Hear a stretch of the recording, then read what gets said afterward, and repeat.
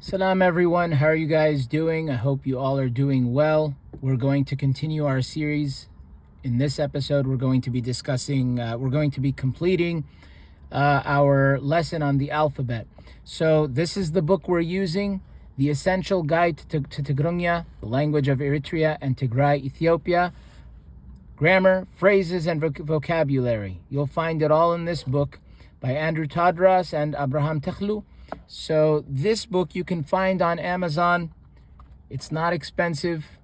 That's what the back looks like. It's not expensive. It's about $20 and some change. You will learn a lot from this book. You can buy it for yourselves. You can buy it for someone that you know that either wants to learn Tigrigna or should be learning Tigrigna. Get this book. This book is a great book. This, by the way, is the 5th edition, just so you guys know. In any case, I'm going to do the best I can to use the book itself. And because last time what I used was printed pages of another edition, which I don't really want to do. And also that edition is an older edition, and it's got mistakes in it. And also it was pirated according to what I've heard. So I don't really want to use that. I try to do everything the moral way and in the right way. So we finished the alphabet last time. We discussed all of these letters in the last video. It's still part of lesson 1. This is part 2 of lesson 1. We're going to talk about the 6th order, just an explanation. So the 6th order, in case you guys, even if you don't need refreshment of memory, let's still go back and revisit what the 6th order is. The 6th order is this order here. And these letters, so as you remember, it's he, hu, he, ha, he, he, ho. That's the general, that's the pattern. U, e, a, e, o, whatever. Those are the sounds we're following. So la, lu, li, la, li, la, lo, ha, hu, hi, ha, he, ha, ho, etc. All the way down. So the 6th order is this h sound. H, l, h, m, s, r. There's explanation that needs to go with that, to go into that order, so that you can understand it better. And they have done us a favor and included an explanation. So what does the explanation say? The explanation says that the 6th order can be pronounced without vowel, such as the last consonant at the end of a word. For example, camel in Tigrigna, camel, is gumal. I believe some also pronounce it as gamal. Gamal, gumal, same thing. Or gumal. The g is 6th order and is written phonetically like g. So here's the g. See the g? It will sound similar to the G sound you make when you say green. You see how when you say green, you don't say gareen or gireen or gureen, right? Or goreen, you say green. You just kind of the G just makes that green. It's like it's almost frozen, green. Except in the case of gumal, it goes gumal. The l, so now the l or l is also 6th order. So you see this l, it's also 6th order, and does not have a vowel sound. So when we say gumal, we don't say gumal. We don't say gumal. That's because this is acting as a final consonant. It's frozen. If you want to call it frozen, it's just frozen. Gumal, gumal, gumal. So the g and the l, you can say these 6th order characters, they have 2 sounds, essentially. The sound, and then they have this frozen consonant sound. Gumal. By default, it's p, it's f, t again, p, ch, etc. But they can also end as a consonant. You see, like gimal. So the l or l at the end, the l, is also sixth order and does not have a vowel sound. Therefore, it is just written phonetically as l and pronounced as you would the last sound of the word camel. So here we have camel. The consonant C is followed by the vowel A, and then the M is followed by the vowel E, and then it ends with L. Camel. Not camel or camela or camelu. No, it's camel. Gimal. The sixth order is sometimes confusing for people because it can represent a consonant with no vowel. Don't let it confuse you. We just explained it. I hope you guys got it. Okay, in this book, you will notice that the apostrophe is sometimes used to express reading a consonant without vowel. You'll see what he's talking about. Particularly if not used, it might give a different meaning. An example is the Tigrigna word for polite. In Fidel, it is spelled as follows. Tuhut. Tuhut. So we have the t, hu, and then we have this consonant t. Tuhut. Tuhut. Not tuhuta. No, tuhut. It is pronounced like this. Tuhut. Tuhut. Tuhut. Tuhut. Tuhut. The apostrophe shows that there is a brief pause after the T sound. So it's tuhut. Tuhut. Not tuhut. No, it's not tuhut. It's tuhut. Tuhut. Very quick pause. So it will be pronounced as tuhut rather than tuhut. Tuhut. So instead of saying tuhut, it's tuhut. Tuhut. Tuhut. Tuhut. Got it? The apostrophe is not used in all sixth order consonants, just when it is needed to indicate a minor pause before the next letter. For example, the word for diamond is almaz. Almaz. It is pronounced as almaz. The L is sixth order, but only an L sound is pronounced without any vowel attached to it. Only the L sound, so the without any vowel attached to it. So this almaz, it's the only sixth order, but only an L sound is pronounced without any vowel attached to it. I kind of got stuck here. Is not used in all sixth order consonants, just when it is needed to indicate a minor pause before the next letter. For example, the word for diamond is almaz. It is pronounced almaz. The L is sixth order. This L, sixth order. But only an L sound is pronounced without any vowel attached to it. So all we're saying is almaz. So it's basically like a pause. We're not saying almaz. So it's not almaz. No, it's almaz. So there is a quick pause. Almaz. Very quick, very like a split second quick. Almaz. It's not almaz. No, almaz. Okay, it shows up, as you could see, it's the second character here, but still we pause when we say it. Almaz. Yeah. So as you can see in the following table, the this sound, this makes an sound, is used to represent the sixth order vowel sound An example, the word for God, Igziabher. Igziabher. Phonetically, it is spelled Igziabher. When broken down phonetically, it looks like Igzi. So let's see. Let's break this down. So we have. It looks like Igziabher. That's how it looks. Igziabher. That's how it looks. The is similar to how one would pronounce the in milk. Milk. I say milk, but if someone says milk, it's actually so I guess milk is close enough, but it's like milk.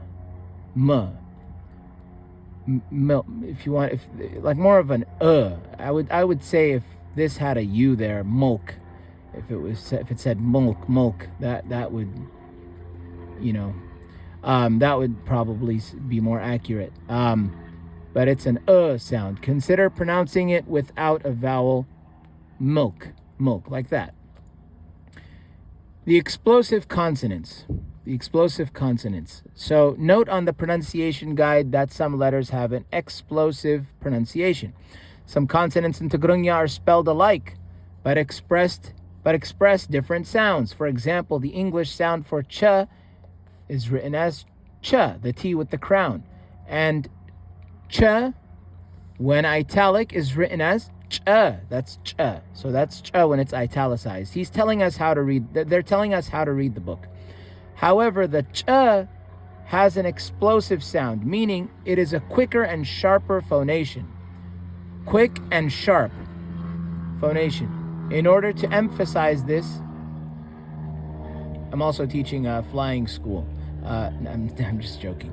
So, however, the ch has an explosive sound, meaning it is a quicker and sharper phonation. Ch, ch, ch, ch, ch, ch. In order to emphasize this, the phonated vowels are italicized. So in order to understand the difference, it is best to practice with a native speaker. Ch. We went over that, but we'll continue as the lessons come. No worries.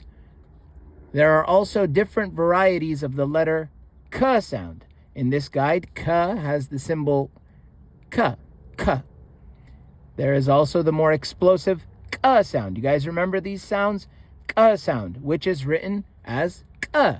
The explosive k sound is similar to k, but uses more force to produce the sound farther back in the roof of the mouth. Farther back in the roof of the mouth. So it is where the k comes from, but the k sound, but it's just you just use the pressure that comes, the air that comes from that part of the mouth. That's what you focus on.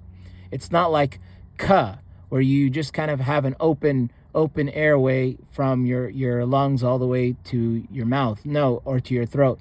You start at your throat to say it. That's where you start. K.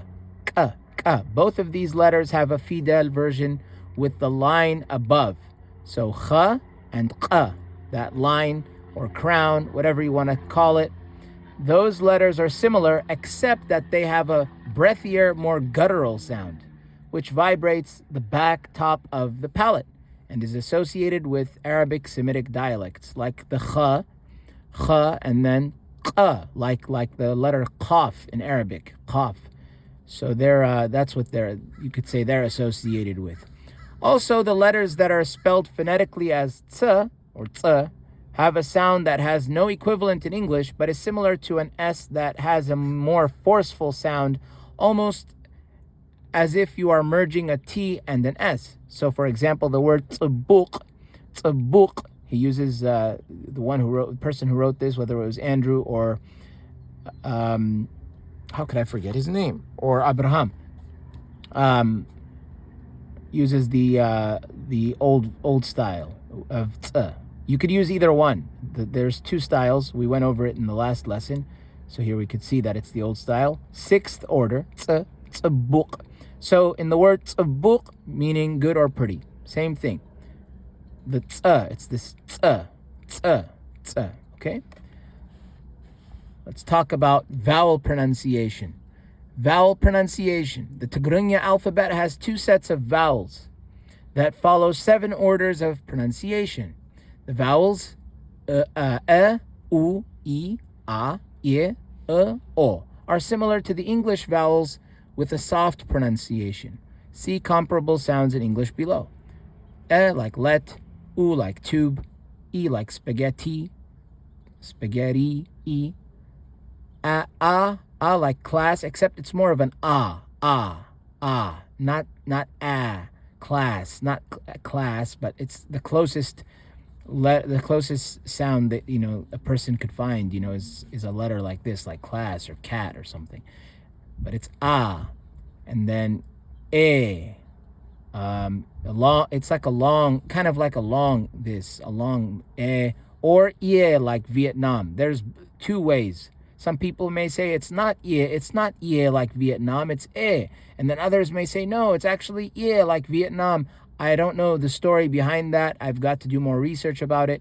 But there are two ways of saying this. So some people would say ye, some people would say e. So if you look at the name of Haile Selassie, for example, I don't advocate the guy. I'm just using his name. So in the English, why is it Haile Selassie instead of Haile Selassie instead of Haile Selassie? Because at the very end, you'll see of Selassie, it's S-I-E, Selassie, because likely because they're following the I-E, the Vietnam way of saying it, if I'm not mistaken. That's why it's Selassie and not Selassie. Even though when people say it, a lot of them say Selassie. Okay, or in the word beit, which means house, it's one of the words for house. Another word is gaza. We'll learn more about this stuff later. But beit, some say beit, some say bit. If you listen to songs, in my experience anyway, Tigrigna songs, they'll use the ie in some cases. You'll hear that ie. They won't say they'll say ie.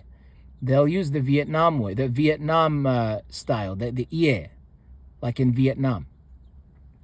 So either way, I mean, both. I don't say one is right or the other is wrong. I say both are acceptable because in speech you'll hear both. So yeah, fade I don't think would be the right. I mean, it's the closest they may have gotten, but it's more yeah, or a long a or yeah. We'll see it. We'll see as we go. And then like mulk. I'm gonna say mulk. And then o, like door. O. The vowels u, I, o are pronounced similarly to the above set, except however, they are different in that they are phonated with a more guttural sound, emanating from the lowest part of the throat. So they come out of the lowest part of your throat, which is constricted. The lowest part of your throat. Find that part of your throat, find the sound. You will do it. Just practice. You will find it. Okay, I believe you will find it. This can be learned with practice and communicating with native Tigrigna speakers. It can be learned. So you can learn to say this. It may be tough at first, but you've got to practice and try. Find it in your throat. Find it. Search for it. This can be learned with practice and communicating with native Tigrigna speakers. In order to differentiate these sounds phonetically, the phonated vowels are italicized. So if it's if it makes this sound, they've italicized the letters for us. And if it's just a regular soft the letters are just in normal font. Okay? So that's how that goes. Let's go to the final section of the lesson. So the nya sound. So this I've heard some people say. So I'm going to do more research. I've probably already done enough, but I really just want to get it right. I've got to speak to people that are because I'm talking to people that are just native speakers. So the nya sound, the phonetic sound. Nya, this is kind of like lasagna, the Italian G, and you see it in Italian, in my experience anyway. Maybe it's used in other situations as well. This sound GN is symbolized by nya, so N with a tilde, and expresses the sound that is similar to the Spanish word niño, or the French word champagne. I don't know how to pronounce it in French, but this is champagne, but similar situation. An example of this sound is the word for judge, danya, which is pronounced as danya. So for this letter, for this sound, you could say danya, danya, but I believe there's also, and I explained this in the last lesson, if I find anything new or learn anything new, I'll definitely share it with you immediately. Even if it's just a 3-minute video, I'll make it. So I see it more as being an nya. So an N, G, and then N with a tilde, and then A. Nya. N, G, N with a tilde, N like a niño, and then A. That's how I see the nya sound. The nya, to like in Tigrigna, or Tigrigna. So that's how the G is just so soft. It's very soft. Nya, nya. That's how I've heard it. I haven't heard it as nya with the tongue at the tip of the alveolar, or on the alveolar ridge, nya. But I don't know which pronunciation is truly correct. But I'll get back to you on that. But you can just go by this way. No problem with that. Nothing wrong with that. So you could say danya. And then the other way of saying it, danya, nya, ng, when you bring them together in your throat. So let's see, we have some additional letters. Some Fidel characters are outside the main 7 orders.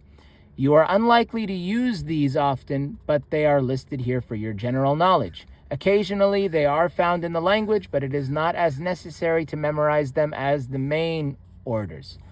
Let's see what we have here. What are we talking about? We're talking about lua. So we have lua. This makes the lua sound.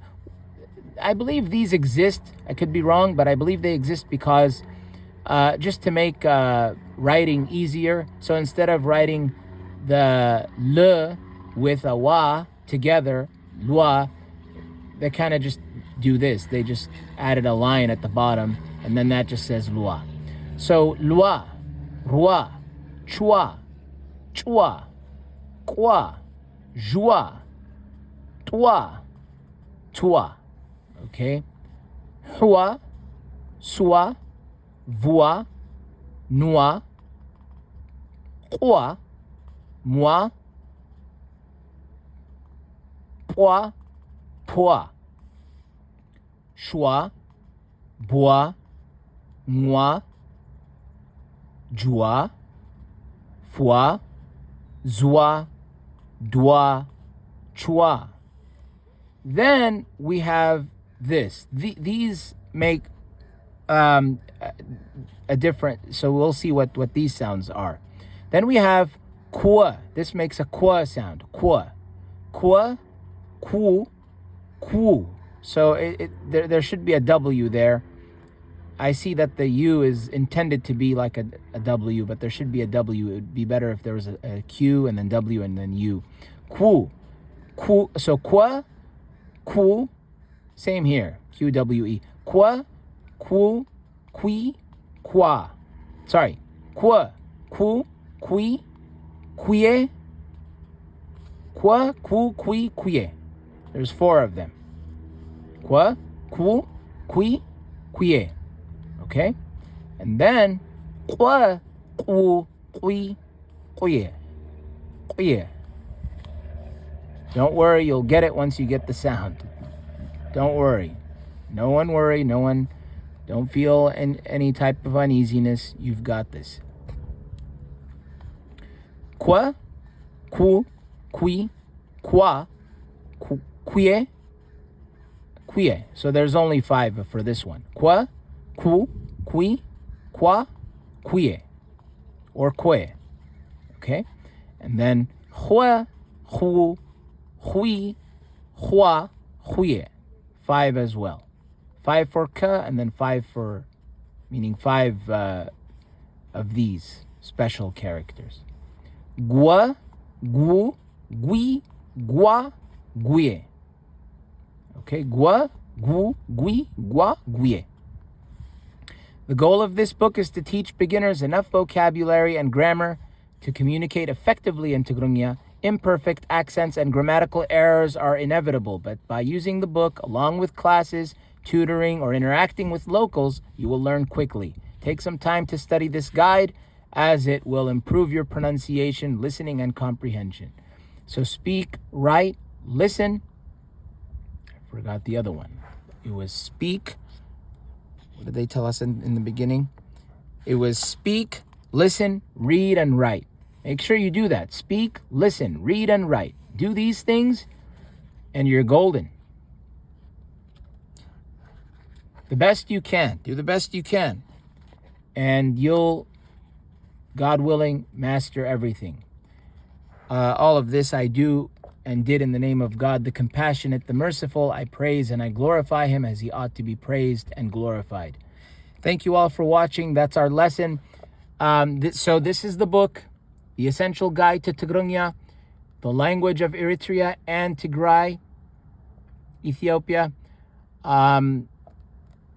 Again, this book was written before the war, so please don't. I will forward that to the authors. The authors, by the way, so Andrew Tadros, he was in the Peace Corps for in Tigray, in Maqale, and Abraham Tekhlu, I believe, is a Tigrayan himself. So anyone who's thinking, who might be thinking, oh, this is an Eritrean book, I'm not interested in. These people are well aware of what anyone's concern might be when it comes to Tigray, Ethiopia. Why do I say this? Because I know that many Tigrayans, they would get very offended when someone would call them an Ethiopian. They became very offended. It offended them very much. I saw some instances. So, but other than that, but I'm sure the Tigrayans, the good people of Tigray, they do understand. So I'm just trying to show sensitivity, and which I do feel, by the way. Of course, I'm sensitive to the pain of everyone. So in any case, this book you can find on Amazon. It's a book that I strongly encourage you get. It's filled with information. It's packed. I mean, when I say packed, I mean packed. I mean, you'll learn what you need to learn. Yeah, buy this book. I really enjoy it. My hands are on it every day. I'm always looking through this book for vocabulary, for review. I'm always looking through this book. At least once a day. It's just I don't know. It became a habit for me because Tigrigna wasn't my first language, and I want to improve. So my hands are on this book every day. I try to take as good care of it as I possibly can. I'm very gentle with the pages. So in any case, get this book. I encourage you to do so. I'll see you next time. I hope you learned something today. Next time we're going to be talking about the verb to be. I'll see you on the next episode. Take care. Keep safe. God bless you. And thanks for watching.